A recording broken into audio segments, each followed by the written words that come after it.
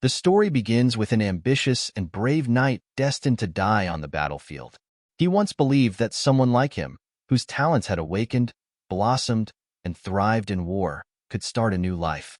In that life, he imagined he could finally build the family he so desperately yearned for.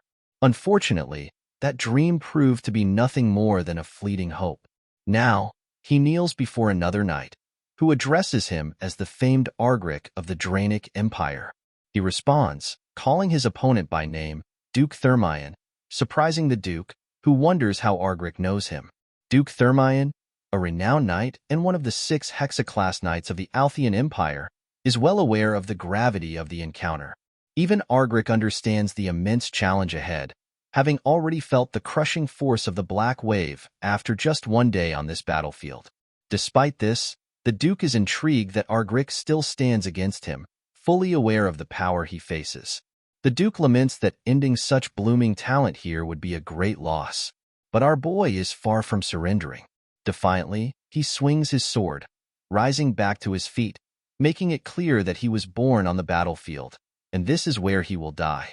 As the two combatants move toward each other, the sheer intensity of their auras sends the area into chaos.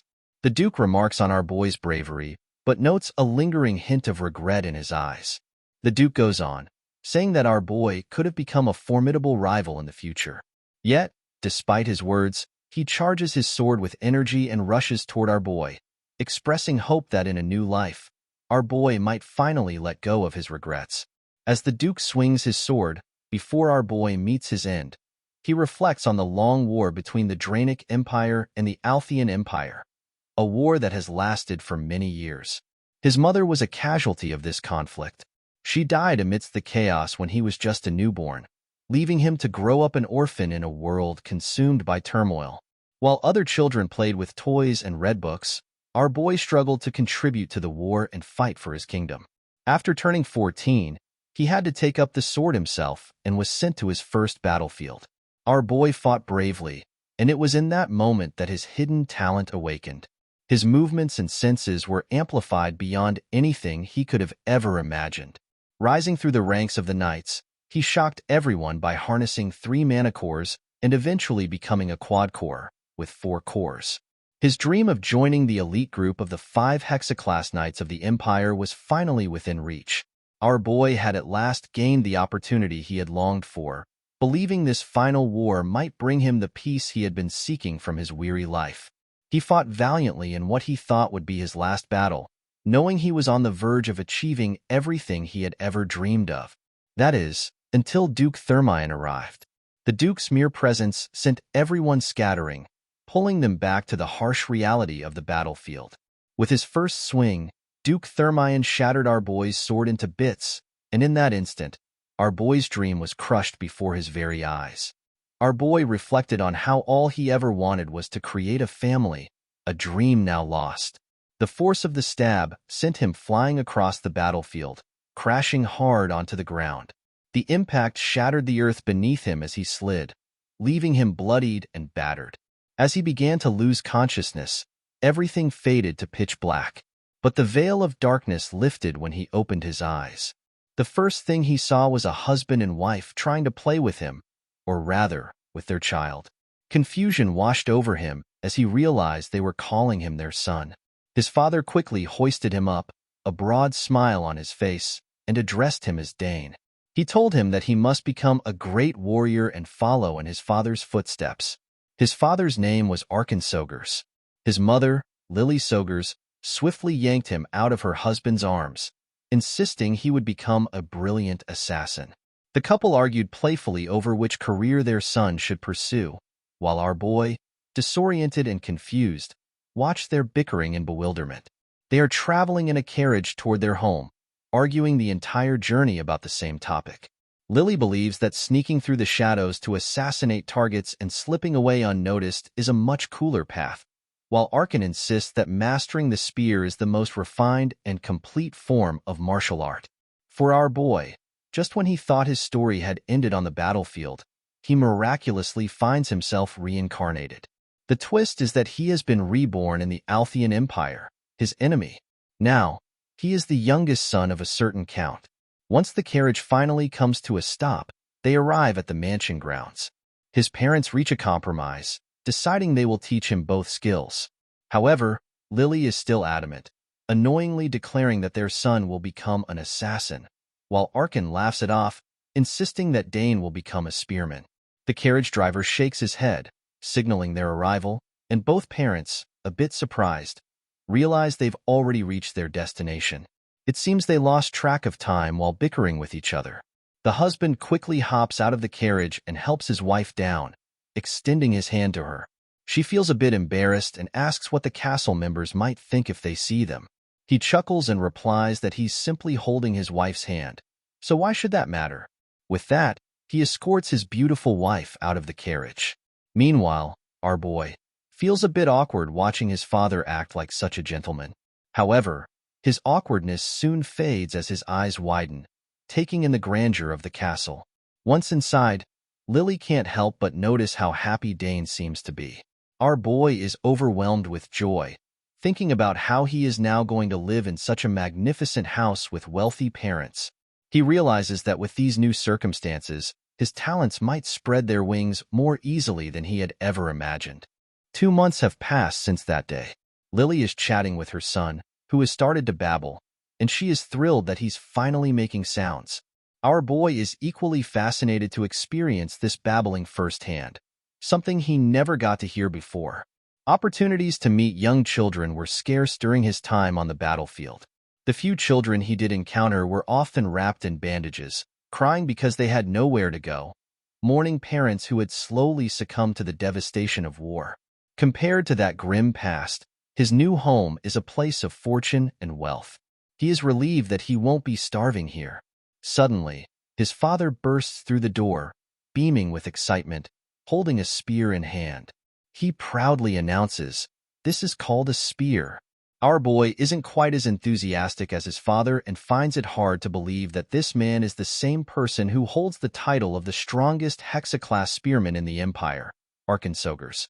Despite his father's exuberance, our boy struggles to reconcile this image with that of the war hero known as the Blue Whirlwind. Nonetheless, Orphan was, in fact, a legendary war hero. His wife, annoyed, starts pushing him away from their son, scolding him for bringing something so sharp into the child's room. Orphan, intimidated by her intense gaze, timidly explains that he just wanted to show the spear to Dane. But she's giving off a deadly vibe, reminding him that they had already agreed not to teach their son anything until he reaches an appropriate age. Now, Orphan is trembling in fear under her sharp gaze, knowing full well that his wife is the best assassin in the Empire. Lily argues that if he keeps this up, she will start teaching their son the basics of stealth while he's still young. Orphan tries to defend himself, saying that early education is becoming more common, citing, for example, the famous house teleport, which places a staff beside their children the moment they are born. But his wife, even more irritated, snaps back, asking if the spear looks anything like a staff to him. Meanwhile, our boy reflects, explaining that the reason his parents are placing so much emphasis on his future is that his 2 older sisters chose careers that have nothing to do with spear fighting or assassination. At noon, his 2 sisters arrive and start playing with their younger brother, pinching his cheeks until they look sore.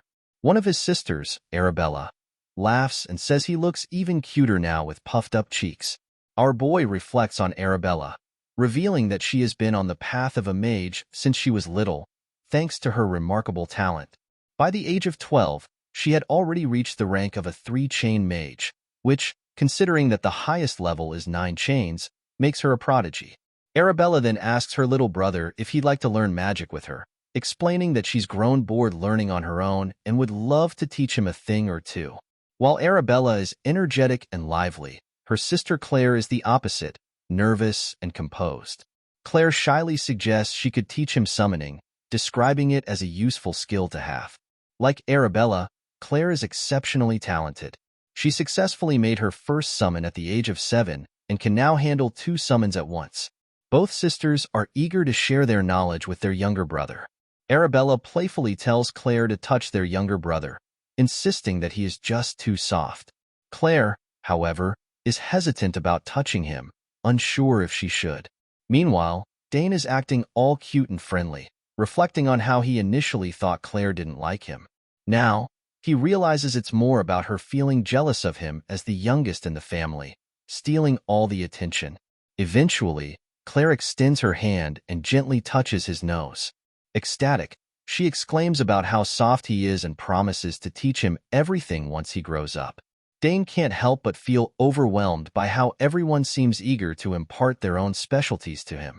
His father is a hexaclass spearman, his mother a talented, though retired, assassin, and his eldest sister is a genius mage. Then there's Claire, who is also a gifted summoner. The house of Count Sogers embodies the perfect noble family, the ideal family he always envisioned. He begins to wonder if there's even a point to seeking revenge in this new life. Sure, his death was regrettable, but that was on a battlefield. It's almost amusing to think about taking revenge on someone who defeated him fair and square. The entire family gathers in the hall, each member arguing and trying to convince the others that their own specialty would suit Dane best. Watching this heartwarming exchange brings a smile to Dane's face, as this is the kind of family he's always dreamed of, and he's glad to have been born here. However, as the discussion escalates and tempers flare, he begins to doubt if this is what a harmonious family is really supposed to be like. Today is a special occasion, the choosing ceremony, a tradition in the House of Sogers. When a child is born into the family and turns one, various objects are placed on a table before them, and the family predicts the child's future based on which object they select. A year has passed, and now it is young Master Dane's turn. Having just turned one, today he will choose his path. As the guests gather, they whisper among themselves, recalling how the eldest daughter became a mage and the second daughter a summoner. Curiosity buzzes through the room as they wonder what young Master Dane will select. With anticipation, they make their way to the ceremony hall, eager to witness Dane's choice. Once the guests gather in the grand hall, Dane sits near 4 distinct items, each representing a different class. The crowd forms around the table where he is seated, eagerly awaiting his choice. His mother gently encourages him, telling him to pick whichever one he likes. However, Dane doesn't seem entirely sure which item to select. He glances at his father, who is smirking confidently, clearly hoping that Dane will choose the dragon-tail spear. This spearhead, made from the rare Dukran, sharpens and becomes heavier when imbued with mana, depending on how much is channeled into it. His father believes Dane will be naturally drawn to it. On the other hand, his mother, although certain her son is too handsome to become an assassin, can't help but feel proud, thinking he might pick the dagger. The dagger, known as Kantiach Horn, is crafted from isle ore, a material capable of holding all the world's elements and storing various poisons. Just like their parents, Dane's sister is confident that he will become a great mage, and that he'll choose the pouch to keep the mage's legacy alive. This pouch is also a special subspace bag, an object that can only be used by mages or those with magical talent. Meanwhile, Claire, with her usual timid expression, wonders if Dane can summon. The item before him is a summoning sign, a tool for summoners. Summoners use this sign to receive a code based on their talent, allowing them to call upon their summons. But Dane feels confused and unsure about what to do because he can hear the thoughts of his family members. Eventually, he lets out a sigh and makes his final decision. He starts crawling toward the items, and the crowd's excitement rises in anticipation. As he picks up speed, his parents and siblings are overjoyed to see him moving, cheering him on in their own ways. His father advises him to choose something sturdy, while his mother encourages him to pick something short and sharp. As he gets closer, a yellow light begins to shimmer from all the items laid out on the table. Dane has no idea what's happening, and his family is just as clueless. On the other hand, the crowd smiles, growing both excited and shocked when they realize that all 4 items have reacted. Something unheard of. They can't help but admit that the young master might be a generational genius after all. Meanwhile, Dane is just as bewildered by the situation. He recalls how he was a talented soldier on the battlefield in his previous life, but in this one, he feels like he's on a whole other level.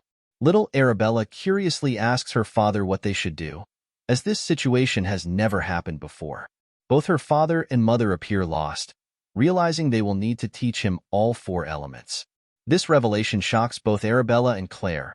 While Dane smiles heartily in response, time passes, and the scene shifts to the training hall, where the sound of clashing weapons echoes.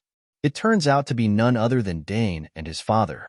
Our boy has grown significantly since the last time. Orphan flashes a broad grin at his son, proud of his progress, as Dane has perfectly polished the technique his father taught him. Dane thanks his father, and we learn that he has now turned 7. As they share a laugh, a man suddenly appears, presenting a spear. Orphan, clearly expecting this, takes the spear and offers it to Dane, explaining that it is his birthday gift. Originally, he had intended to present it during the birthday banquet, but he wanted to give it to him before his mother's gift. Orphan further reveals that he has been preparing the spear for 2 years, having it specially commissioned from a renowned craftsman in the capital. Wishing his son an early happy 7th birthday, Dane eagerly drops his old stick and grabs the spear, thrilled by how cool it looks. He is especially fond of the black handle and silver spearhead, and he's surprised by how light it feels. His father asks if he likes it, and Dane enthusiastically responds that he loves it. He begins fidgeting with the spear in excitement. Orphan then asks if Dane knows the difference between a sword and a spear. Dane explains that the spear's length allows the wielder to keep opponents at a distance, and because of its small point of contact, it offers high attack efficiency. His father agrees but warns that as Dane becomes stronger, the spear will be harder to wield than a sword. Every weapon has its pros and cons, Orphan explains. Even swords, which are often considered the perfect weapon, have weaknesses in certain situations. Dane promises to keep that in mind. Orphan starts spinning the spear in his hand and invites his son to spar, intending to demonstrate something.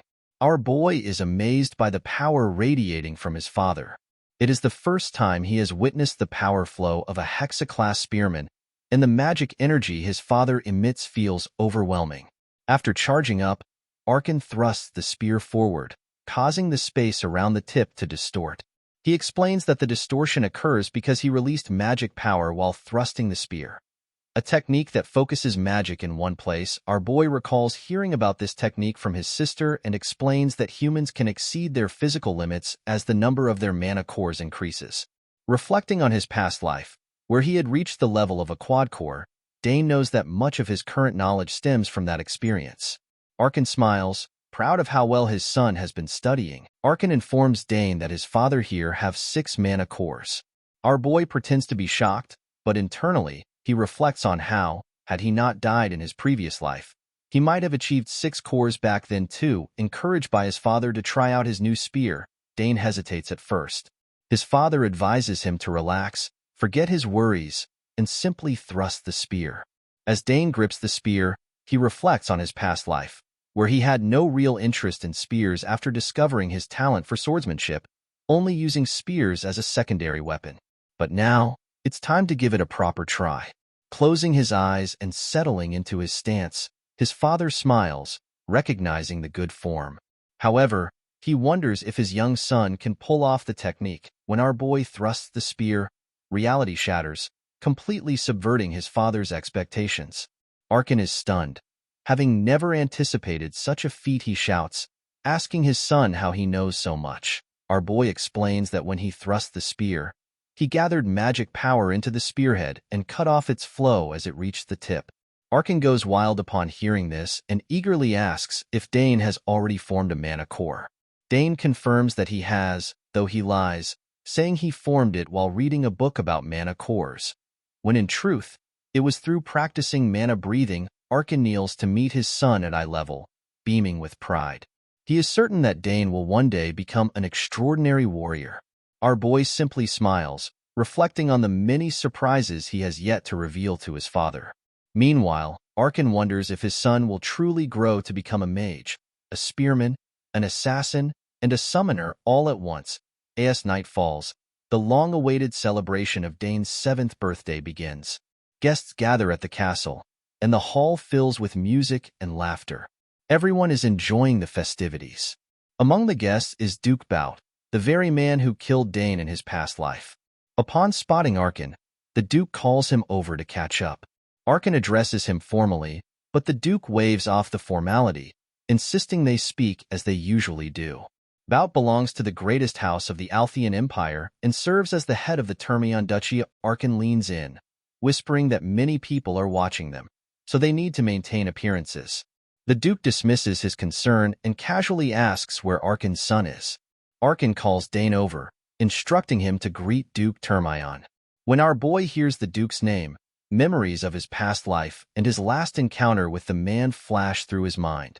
Nevertheless, Dane steps forward, introducing himself as Dane Sogers, bowing gracefully, and saying it is an honor to meet him. The Duke laughs, impressed by the boy's manners, and asks Orphan if Dane is learning to use the spear. Orphan confirms this. At that moment, a young lady approaches from behind the Duke, and Dane is momentarily startled at the sight of her. The girl greets the Count with a proper bow and introduces herself as Layla Termion, the youngest daughter of the Termion Duchy. The celebration continues, and the guests enjoy the evening, but Orphan and Duke Bout remain concerned about Baroness Termion, who is still ill despite the Duke's efforts to find a cure. Orphan expresses hope that her condition is temporary and that she will recover soon. Bout warns him that if he suddenly disappears, it will mean his wife's condition has worsened, and he will return to the capital using a teleportation scroll. Meanwhile, our boy and Layla have slipped away from the party. Orphan notices their absence and correctly assumes they went for a walk, likely bored by the formal festivities. Their conversation, however, remains a mystery to their parents. In private, Layla is surprisingly talkative and admits she dislikes attending noble gatherings with her father, though she's glad she came this time. She had heard rumors about how handsome Dane was, and now, under the moonlight, she finds he looks even better. Our boy is pleased to hear that she likes his home. Unlike the bustling capital, the Sogers family's territory is quiet and peaceful. Layla envies him for this peace. In her home, there's always something happening. Nobles visit daily for business or negotiations, and even the imperial family occasionally makes appearances. The part she finds most annoying, she says, is the constant need to dress formally and greet guests. She would much rather wear practical clothes and spend her days practicing swordsmanship. Dane is surprised that such an innocent-looking girl trains with a sword instead of focusing on magic. He tells her he enjoys the peaceful environment of his home because it gives him ample time to practice with his spear. Layla is initially surprised that he trains with a spear, but then she recalls his father's famous nickname, the Blue Whirlwind, and it makes sense. Assuming Dane intends to join the academy, she expresses curiosity, but our boy explains that getting into the academy isn't his main goal. He trains to improve himself, not just to secure admission. Layla is stunned by his confidence. She knows how difficult it is to get into the academy, but our boy seems unbothered by the challenge. Even if he fails, he says calmly, he won't be worried. If he doesn't succeed on his second attempt, he'll take it as a sign that this path isn't meant for him. Layla can't believe his casual attitude toward the future and asks if he isn't afraid of disappointing his family. Dane, however, remains unfazed. Compared to the hardships he endured in his past life, this is nothing. Layla, on the other hand, comes from a household where failure is not an option. Though Dane has lived among nobles for 7 years, he's still surprised by how trivial their concerns often seem. Despite her initial doubt, Dane's encouraging words bring a bright smile to Layla's face. Energized, she offers to show him her swordsmanship. Our boy is a bit taken aback by her enthusiasm, but there's no stopping her now. Seizing the opportunity, Layla asks him to lead her to the training ground, and Dane obliges, hoping nothing goes wrong. Layla doesn't hold back. She launches into her moves with the precision of an experienced swordsman. To an untrained eye, her techniques might appear flawless, but Dane is far from a beginner. He observes that although her transitions from attack to defense are smooth and her timing is solid, her rhythm falters toward the end. Eventually, she loses her pace and becomes breathless. When Layla finishes, she eagerly asks Dane for his thoughts. At first, our boy offers polite praise, telling her that she did fantastically and that he enjoyed watching her. Layla beams with satisfaction, but after a moment's hesitation, Dane decides to be honest. He points out that she still has room for improvement. For instance, after completing the third form, she takes an unnecessary extra half step, and this mistake repeats throughout her subsequent forms. These extra movements throw off her rhythm, making the later sequences feel slightly misaligned. Layla is momentarily stunned by the critique, her eyes glistening as if she might cry. Dane begins to worry that he was too harsh. He even starts to apologize, saying that perhaps he was mistaken since he hadn't seen many swordsmen in recent years. But his concern is unnecessary. Layla quickly regains her composure, tightens her grip on the sword, and starts repeating the forms. This time, her movements are flawless. Dane's advice was the missing piece she needed, and her joy is boundless. In a burst of excitement, she hugs him tightly. Although Dane tries to resist, her enthusiasm overwhelms him. Layla is amazed by his keen understanding of swordsmanship, marveling that he noticed flaws even her instructors had overlooked. She promises to remember his guidance, finally releasing him before she accidentally suffocates him. Our boy is momentarily stunned by the sudden embrace, but can't deny that he enjoyed it. Their moment is cut short by the distant shouts of servants searching for them. Realizing they've been gone long enough to cause concern, they hurry back to the banquet to avoid being caught at the training ground. Upon their return, Dane becomes the center of attention. His parents congratulate him not only on his birthday, but also on discovering his first mana core. They present him with a brooch bearing the family crest, similar to the ones his older sisters wear. His mother advises him to treasure it, as it will serve as a symbol of his status and honor afterward. The guests join in the celebrations, and Dane officially earns the name Thermion. No one doubts that he will grow up to be a fine man like his father. His parents are proud, and Dane himself feels genuine happiness. For the first time in both of his lives, he experiences the warmth of such heartfelt congratulations from so many people. Suddenly, the ground shakes, and the guests begin screaming, fearing an earthquake or an enemy invasion. Our boy also starts to worry, but his father, Archon Thermion, reassures him that there is no danger. He knows exactly what is happening, though he had hoped the day would remain peaceful. His eldest daughter hadn't listened to him. Before Dane can process his father's words, lightning bolts crackle near the ceiling, and within seconds, a portal opens above the startled guests. Their shock deepens as a small figure flies out of the portal and lands gracefully on the floor. It's Dane's older sister, Arabella, and she doesn't seem to think she's late at all. The guests are stunned. Few can believe that someone so young can perform teleportation magic, as such feats typically require mastery over 5 mana chains. But Dane isn't impressed. He's more annoyed by how loud and flashy Arabella always is. Just as the guests begin to settle down, another commotion erupts outside. A massive wyvern appears in the sky, circling the castle with a rider on its back. This time, it's Lady Claire, arriving in a stormy mood after narrowly missing the chance to outshine her sister. As she descends, the guests murmur in awe of her skills. No one had expected her to command a wyvern at only 16 years old. Finally, the two sisters stand before their parents and brother, beaming with pride. Together, Claire and Arabella wish Dane a happy birthday, marking the joyous reunion of the Thermion siblings.